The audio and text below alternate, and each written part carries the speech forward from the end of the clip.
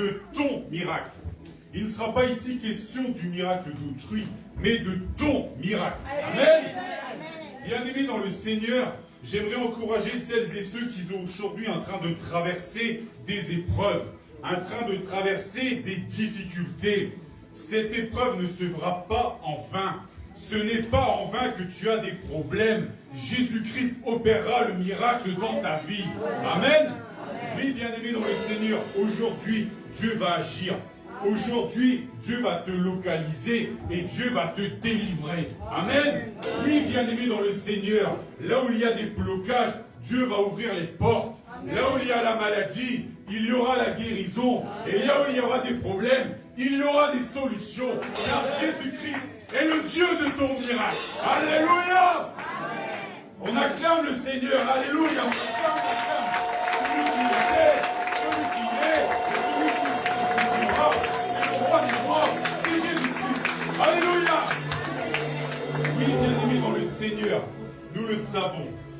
Nous traversons parfois des moments difficiles. Nous traversons parfois des moments compliqués.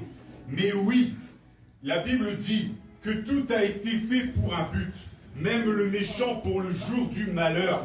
Alléluia. Oui, mon frère, ma soeur, ton épreuve n'est pas en vain.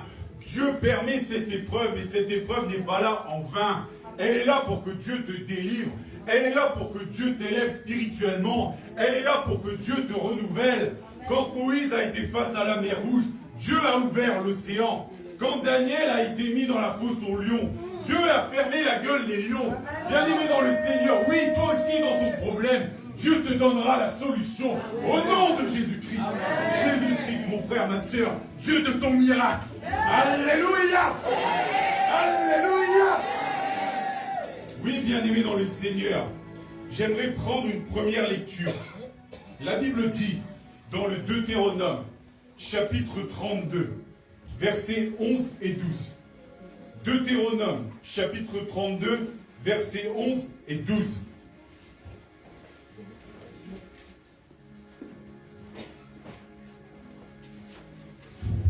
Deutéronome, chapitre 32, versets 11 et 12.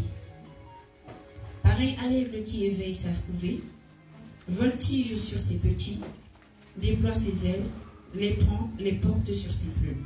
L'Éternel seul a conduit son peuple, et il n'y avait avec lui aucun Dieu étranger. Amen. Amen. Oui, bien-aimé dans le Seigneur, ma soeur, s'il vous plaît, pour une deuxième lecture. Oui, bien-aimé dans le Seigneur, la Bible dit, pareil à l'aigle qui éveille sa couvée. Notre Dieu ici est comparé à un aigle qui éveille sa couvée. C'est-à-dire qui prend soin de sa couvée, c'est-à-dire qui éduque sa couvée. Oui, bien-aimé dans le Seigneur, quand tu es face à un problème, quand tu es face à une difficulté, c'est Dieu qui te positionne là pour te délivrer. C'est Dieu qui te met là pour te faire passer un nouveau palier spirituel. Alléluia. Amen. Nous allons prendre la deuxième lecture. Ésaïe chapitre 40, versets 30 à 31. Ésaïe chapitre 40, versets 30 à 31. Ésaïe chapitre 40, verset 30. Les adolescents se fatiguent et se lassent, et les jeunes hommes chancellent. Mais ceux qui se confient en l'Éternel renouvellent leur force. Ils prennent le vol comme les aigles. Ils courent et ne se blessent point. Ils marchent et ne se fatiguent point. Amen. Amen. Amen. Amen. Oui, bien-aimés dans le Seigneur, nous venons de lire deux passages. Dans le premier passage, Dieu est comparé à un aigle qui éveille sa couvée. Et dans le deuxième passage, oui, il est dit que ceux qui se confient en l'Éternel, ils renouvellent leur force. Ils prennent leur vol comme des aigles. Oui, Dieu est comparé à un aigle. Et toi aussi, mon frère, ma soeur, qui te confie en Dieu, en Jésus-Christ, oui, toi aussi, tu peux devenir un aigle. Alléluia. Bien-aimé dans le Seigneur, il y a quelque chose à savoir avec l'aigle. L'aigle qui éveille sa couvée, il crée un nid. Le nid, il le met en haut des montagnes. Et il place les petits aiglons que nous sommes dedans. Il nous place ici. Alléluia. Amen. Mais parfois, mon frère, ma soeur, l'aigle sort les aiglons. Il sort les aiglons du nid. Il les met sur la roche froide. il les met sur la roche dure. Il les positionne ici parce que l'aigle, parce que Dieu veut que les aiglons grandissent. Oui, mon frère, ma soeur, quand tu es dans les difficultés, Dieu le permet, mais Dieu le permet pour que l'aiglon que tu sois devienne aigle. Oui, il permet que toi tu sois dans les difficultés pour qu'il te donne ton miracle. Oui, mon frère, ma soeur, quand Dieu te le positionne ici, ce n'est pas en vain. Il te délivrera et il t'élèvera. Alléluia. Oui, bien-aimé dans le Seigneur, pareil à l'aigle, Dieu met ses aiglons en dehors du nid. Oui, quand on est en dehors du nid, c'est pas confortable. Oui, quand on est en dehors du nid, c'est difficile. Mais n'oublie pas, l'aigle est toujours là. N'oublie pas, l'aigle qui est Dieu te regarde toujours. N'oublie pas, Jésus-Christ a dit qu'il sera avec toi jusqu'à la fin du monde. Donc toi qui es dans les difficultés, ne sois pas désespéré, car Jésus-Christ est avec toi et tu seras libéré. Au nom de Jésus-Christ. Alléluia. Oui, bien-aimé dans le Seigneur, au bout de ton épreuve, il y a Jésus-Christ et ta délivrance. Amen. Alléluia. Amen. On acclame le Seigneur. On acclame le Seigneur. On acclame celui qui nous a donné celui qui est tout, celui qui est roi des rois. Oui, mon frère, ma soeur, sois comme Pierre, regarde à Jésus et tu seras délivré. Et toi aussi, tu marcheras sur l'eau. Alléluia. Amen. Bien-aimé dans le Seigneur, Jésus-Christ, Dieu de ton miracle. Jésus-Christ, Dieu de ton miracle. Mon frère, ma soeur, tu vas dire à ton voisin, tu vas dire à ta voisine, Jésus-Christ, Dieu de mon miracle. Tu vas lui dire, Jésus-Christ, Dieu de mon miracle. Tu vas lui dire aujourd'hui, Dieu va faire un miracle dans ma vie.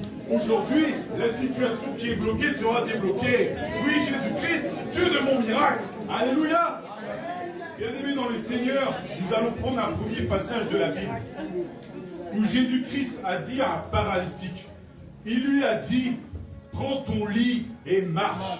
Prends ton lit et marche. Alléluia. Nous allons prendre notre Bible. Nous allons lire l'évangile de Jean, chapitre 5, versets 2 à 9. Évangile de Jean, chapitre 5, versets 2 à 9. Jean, chapitre 5, verset 2. Or, Jérusalem, près de la porte des brebis, il y a une piscine qui s'appelle en hébreu Bethesda et qui a 5 portiques. Sous ces portiques étaient couchés un grand nombre de malades, des aveugles, des boiteux, des paralytiques qui attendaient le mouvement de l'eau. Car un ange descendait de temps en temps dans la piscine et agitait l'eau, et celui qui y descendait le premier, après que l'eau avait été agitée, était guéri, quelle que fût sa maladie. Là se trouvait un homme malade depuis 38 ans. Jésus, l'ayant vu coucher, et sachant qu'il était malade depuis longtemps, il lui dit, « Veux-tu être guéri ?» Le malade lui répondit, « Seigneur, je n'ai personne pour me jeter dans la piscine quand l'eau est agitée, et pendant qu'il y avait, un autre descend avant moi. Lève-toi. » Jésus lui dit, « Prends ton lit et marche. » Aussitôt, cet homme fut guéri et prit son lit et marcha. Alléluia. Amen. Alléluia. Amen. Bien-aimé dans le Seigneur, à Jérusalem, il y avait près de la porte des brebis une piscine. Une piscine. Sous ces portiques de cette porte, il y avait une piscine. Et il y avait beaucoup de gens qui étaient ici. Il y avait des malades, il y avait des paralytiques, il y avait des lépreux, il y avait des aveugles, il y avait des gens qui avaient des difficultés, qui avaient des problèmes, qui rencontraient vraiment des choses terribles. Alléluia. Amen. Mais Dieu, la parole de Dieu nous dit, oui, ici, beaucoup de gens qui s'assemblaient, beaucoup de gens qui souffraient. Mais il y avait ici une piscine. Une piscine. Et la Bible dit que parfois, l'eau s'agitait. Oui, l'eau s'agitait. L'ange, mon frère, ma soeur, l'ange qui est du monde invisible, que Dieu a créé lorsqu'il créa le monde en 6 jours, que Dieu a créé, ce monde invisible que tu ne vois pas, que je ne vois pas. Il y a un ange du monde invisible qui allait dans l'eau. Et l'eau ici, qui symbolise la vie, l'eau ici, qui est bien visible, elle était agitée, elle se mouvait. Et quand elle se mouvait, alors les gens, ils savaient que là, ici, dans l'eau, il y avait un ange. Il savait que là, ici, dans l'eau, il y avait un envoyé du Seigneur. Il savait que là, ici, dans l'eau, il y avait une solution. Alléluia. Bien-aimés dans le Seigneur, quand l'eau s'agitait, alors, cette fois-ci, c'était tous les gens qui étaient malades qui s'agitaient. Ils voyaient l'eau s'agiter et ils savaient une chose. Ils savaient une chose. Ils savaient que quand l'eau s'agitait, le miracle était possible. Ils savaient que quand l'eau s'agitait, le miracle était au bout. Il était juste ici. Parce que l'ange qui est en envoyé du Seigneur était là. Et que s'ils arrivaient le premier dans l'eau, ils seraient guéris. Alléluia. Bien-aimés dans le Seigneur, l'eau est agitée. L'eau se meut. Voici, peut-être cela fait 2 semaines, peut-être cela fait 3 mois que l'eau n'a pas été agitée. Et d'un seul coup, après que l'eau se soit agitée, on voit les gens qui à leur tour s'agitent. On voit tous les malades à leur tour qui s'agitent parce qu'ils veulent arriver le premier. Ils veulent arriver le premier dans l'eau guérie. Parce que la Bible dit que le premier qui était arrivé, il était guéri. Le premier qui est arrivé, il était guéri. Quelquefois sa maladie, s'il était aveugle, il allait voir. S'il était boiteux, il marcherait bien. S'il était malade, il serait guéri. Amen. Alléluia. Bien-aimés dans le Seigneur, je vais faire ici une parenthèse. La Bible nous parle d'un ange. Mais la Bible dit que nous qui avons foi en Jésus-Christ, nous serons semblables aux anges. Amen. Nous aussi, nous serons semblables aux anges. Et les anges sont les fils de Dieu. Et toi, mon frère, ma soeur, puisque tu as foi en Jésus-Christ, tu es aussi un fils et une fille de Dieu. Amen. Alléluia. Amen. Et mon frère, ma soeur, Jésus-Christ a dit que tu imposeras les mains aux malades et les malades seront guéris. Amen. Alors c'est normal qu'un ange qui va dans l'eau, eh bien le premier malade qui arrive, il est guéri. Alléluia. Amen. La boucle est bouclée, mon frère. La boucle est bouclée, ma soeur. Oui, toi aussi, tu peux faire les miracles que Dieu t'a permis dans ta vie. Alléluia. Amen. Oui, l'eau s'agitait. L'eau s'agitait, et à cette fois-ci, c'était les gens qui étaient dans la souffrance qui s'agitaient, les gens qui avaient des problèmes qui s'agitaient, qui voulaient arriver en premier dans l'eau, dans cette eau qui les guérirait, dans cette eau qui changerait leur destinée, dans cette eau qui changerait leur vie. Mon frère, ma soeur, Jésus-Christ est venu, il a été à la croix de Golgotha pour porter tes péchés, pour porter mes péchés. Et mon frère, ma soeur, tu as été renouvelé et tu as été sauvé. Donc oui, mon frère, ma soeur, Jésus-Christ, lui, a changé ta destinée. Alléluia. Et Dieu ne veut pas que tu restes dans cette maladie et tu seras guéri, mon frère, ma soeur. Alléluia. Là, près de la piscine, mon frère, ma soeur, se trouvait un homme paralytique. Un homme paralytique, c'est-à-dire quelqu'un qui était paralysé. La Bible ne dit pas s'il était paralysé d'une jambe, de 2 jambes, de ses bras. La Bible ne le dit pas. Mais ce qu'elle dit, c'est qu'il était paralysé et qu'il était dans les difficultés. Alléluia. Et cet homme était là. Il attendait depuis longtemps. La Bible dit, mon frère, ma soeur, ça faisait 38 ans. Ça faisait pas 2 semaines, ça faisait pas 6 mois, ça faisait 38 ans. Alléluia. Et cet homme, pendant 38 ans, il a vu l'eau qui bougeait, il a vu l'eau qui se mouvait et il s'est traîné, il s'est battu pour arriver le premier, mais il n'a pas réussi, il n'a pas gagné. Quand il pensait enfin y arriver, quelqu'un passait devant lui, quelqu'un le doublait et lui il restait là, assis, allongé, près de la piscine, mon frère, ma soeur. 38 ans, 38 ans. Alléluia. Amen. 38 ans, c'est long. 38 ans, c'est long. Mais il n'a pas lâché. Il n'est pas parti. Il est resté là. Mon frère, ma soeur, toi aussi qui es dans les problèmes, ne t'en va pas. Dieu qui t'a mis là, t'a mis ici pour une raison. Il t'a mis ici pour qu'il te délivre. Jésus-Christ, mon frère, ma soeur, Dieu de ton miracle. Au nom de Jésus-Christ. Dieu fera ton miracle. Au nom de Jésus-Christ. Oui, peut-être que ça prendra une semaine, ou peut-être 2 mois, mais Jésus-Christ sera là. Alors demeure ici, c'est l'épreuve de ta foi. Alléluia. Oui, bien-aimé dans le Seigneur, 38 ans. 38 ans, et il n'a pas lâché. Le Seigneur Jésus-Christ, quand il est arrivé à cette piscine, il n'a pas été voir les autres, il a été direct sur cette personne. Wow. Direct sur cette personne. Parce qu'il a vu que lui, il ne lâchait pas. Parce qu'il a vu que lui, il était là depuis longtemps. Parce qu'il a vu qu'aujourd'hui, mon frère, ma soeur, c'était son jour. Et aujourd'hui, mon frère, ma soeur, c'est ton jour. Au nom de Jésus-Christ. Au nom de Jésus-Christ. Dieu a pour toi des projets de paix et de joie. Alors reçois, mon frère, ma soeur, au nom de Jésus-Christ. Oui, il a attendu. Et Jésus est venu. Et Jésus lui a posé la question très importante. Il lui a dit, veux-tu être guéri? Veux-tu être guéri? Il a vu que ça faisait longtemps qu'il attendait. Parce que Jésus voit tout. Il est Dieu, il est omniprésent, il est omnipotent. Alléluia! Et il a vu que cet homme attendait depuis 38 ans. Et il a été le voir et il lui a dit, veux-tu? Mon frère, ma soeur, j'ai une question pour toi aujourd'hui. J'ai une question pour toi aujourd'hui. Veux-tu être guéri? Veux-tu être délivré? Alors si tu veux être délivré, tu dis Amen. Si tu veux être délivré, tu dis Amen. Alléluia! Alléluia!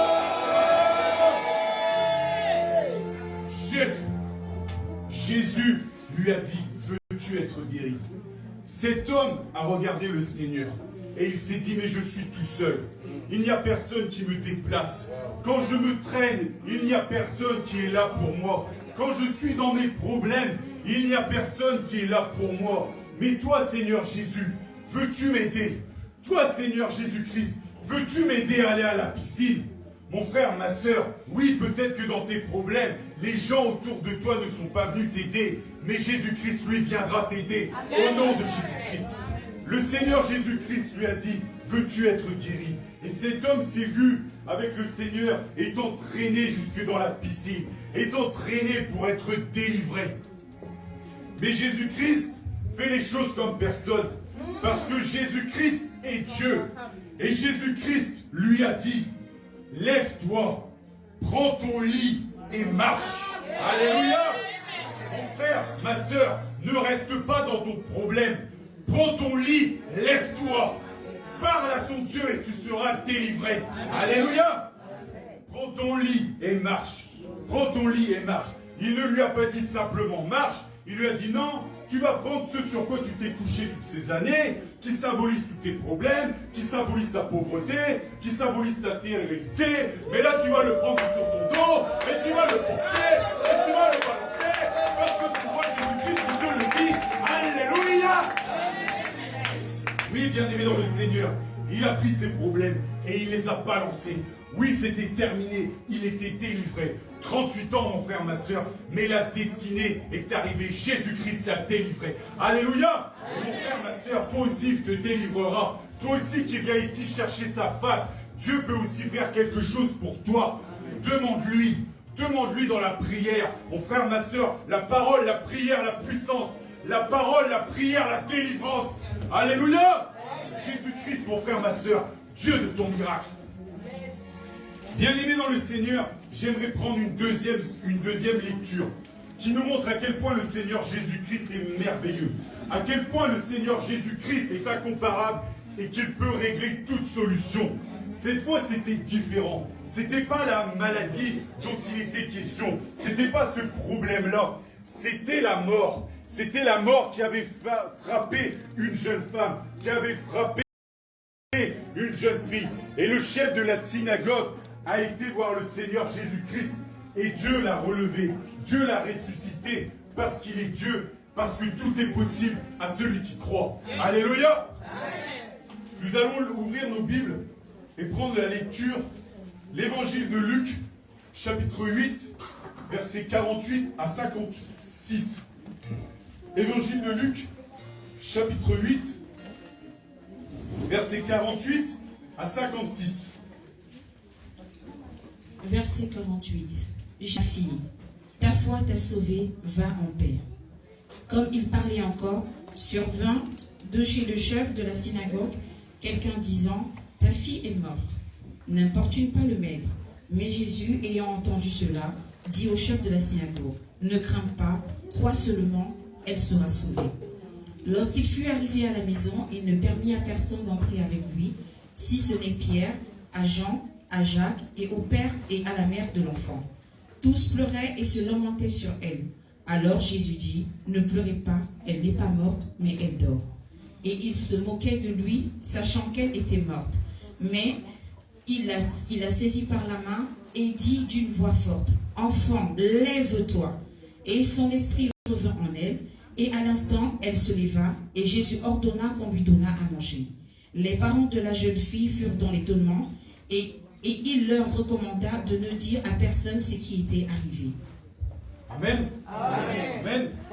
Bien-aimé dans le Seigneur, le chef de la synagogue vient de perdre sa fille. Il vient de perdre son enfant. Il est, mon frère, ma soeur, dans les problèmes. Oui, mon frère, ma soeur, il n'y a pas de douleur qui puisse être comparable à la perte d'un enfant. Un enfant, c'est sa chair. Un enfant, c'est son sang. Un enfant, nos entrailles s'émeuvent devant un enfant, devant notre enfant. Alléluia. Amen. Mais ce chef de la synagogue, lui, il vient de perdre son enfant. Mais il a entendu parler de quelqu'un.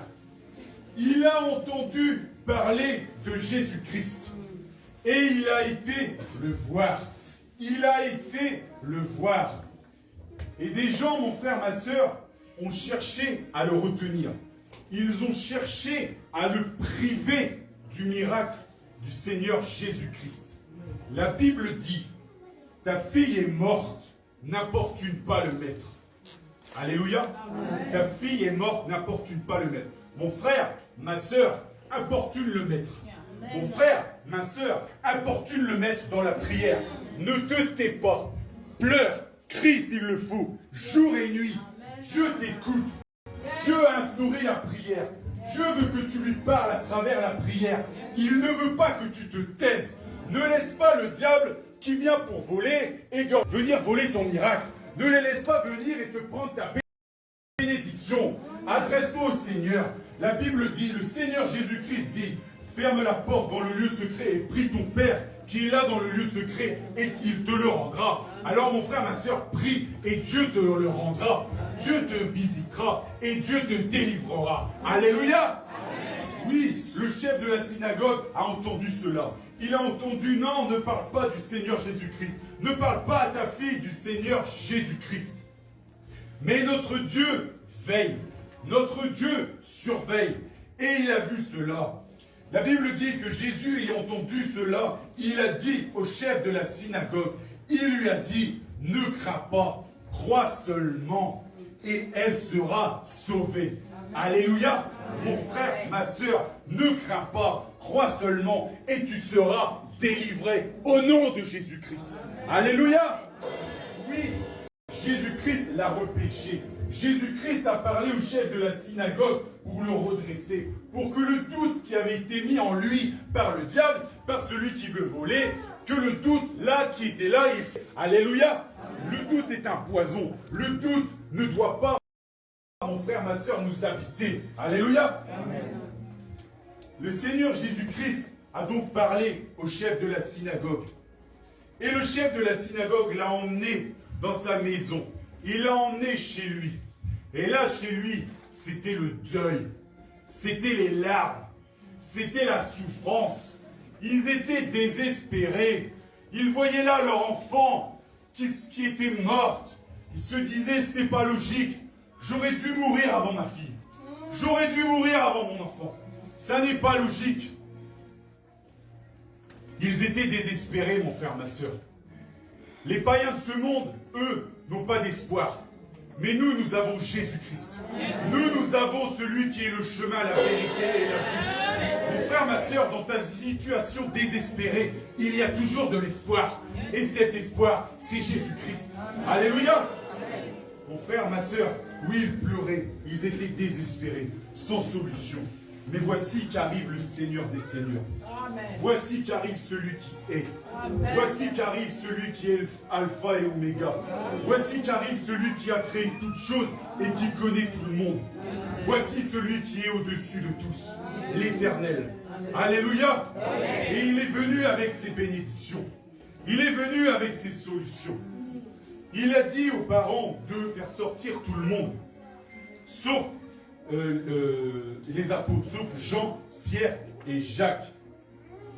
Il leur a dit de sortir, parce qu'il leur a dit, elle n'est pas morte, mais elle dort. Elle n'est pas morte, mais elle dort. Cette situation, mon frère, ma soeur, que tu vis, elle n'est pas morte. Jésus-Christ, Dieu de ton miracle, agira pour toi. Amen. Amen. Et elle n'est pas morte. Les gens se sont moqués. Ceux qui ne connaissent pas Jésus-Christ ont ri. Ils se sont moqués, ils ont dit, lui, comment pourrait-il rendre la vie à quelqu'un? Comment pourrait-il faire cela? Lui, qui vient de ce... qui est né au milieu d'une étable, comment est-ce que lui pourrait donner cette solution alors que la fille, c'est la fille du chef de la synagogue, c'est la fille du chef des gens qui sont religieux. Alléluia. Amen. Ils se sont moqués. Mon frère, ma soeur, des fois nous sommes moqués. Laisse-les se moquer. Jésus-Christ est pour nous. Jésus-Christ est avec nous. Et Jésus-Christ nous fera traverser et nous poussera, mon frère, ma soeur, de gloire en gloire. Alléluia. Oui, bien-aimés dans le Seigneur, ils ont ri. Mais voici, Jésus-Christ a agi. Jésus-Christ a pris position. Et il l'a saisi par la main. Et il a dit d'une voix forte, « Enfant, lève-toi. Enfant, lève-toi. » Et la Bible dit que son esprit revint en elle. Jésus-Christ est le Dieu du monde visible et il est le Dieu du monde invisible. Yes. La Bible ne dit pas si son esprit était dans le séjour des morts ou si l'esprit de cette jeune fille était dans le sein d'Abraham. Mais ce que nous savons, c'est que Jésus-Christ, il a été pioché l'esprit et qu'il lui a remis l'esprit dans son corps. Alléluia! Et elle est ressuscitée. Elle s'est relevée. Ce qui semblait impossible a été possible. Car tout est possible à celui qui croit. Et tout est possible à toi qui crois en Jésus-Christ. Alléluia! Alléluia! Jésus! Oui, Jésus l'a relevé. Les gens n'ont pas compris. Ils l'ont regardé. Il leur a dit, mais donnez-lui à manger. Voyez, elle va bien. Parlez-lui. Elle vous répondra. Oui, ici, il y avait des deuils. Oui, ici, il y avait des larmes. Mais c'est terminé. Aujourd'hui sera un jour de joie. Aujourd'hui sera un jour de délivrance. Car Jésus-Christ déclare ton arrêt de délivrance au nom de Jésus-Christ. Au nom de Jésus-Christ. Alléluia. Oui, bien-aimés, dans le Seigneur, l'Esprit est revenu. La vie a repris. Et les gens ont été délivrés. Les gens ont été sauvés. Mon frère, ma soeur, si tu crois en Jésus-Christ, oui, ton miracle arrivera. Jésus-Christ, Dieu de ton miracle. Jésus-Christ a préparé pour nous des bénédictions. Des bénédictions qu'il a stockées dans le royaume céleste. Et quand tu pries, tu crées le déstockage. Quand tu cries, les bénédictions, elles tombent. Alors, mon frère, ma soeur, tu dois ouvrir ta voix, tu dois parler. Ne laisse pas l'ennemi te fermer la bouche, car c'est le canal de ta bénédiction. Alléluia. Mon frère, ma soeur, nous allons nous lever. Nous allons faire comme ce paralytique. Lève-toi. Lève-toi et marche. Nous allons faire comme cette jeune fille. Jésus-Christ a dit, lève-toi. Nous allons nous lever et nous allons prier. Nous allons demander à Dieu d'opérer le miracle dans nos vies. Nous allons demander à Dieu que les situations où nous sommes bloqués, que la maladie que nous avons, que l'enfantement qui est bloqué, qu'il crée la bénédiction, qu'il crée la délivrance au nom de Jésus-Christ. Élève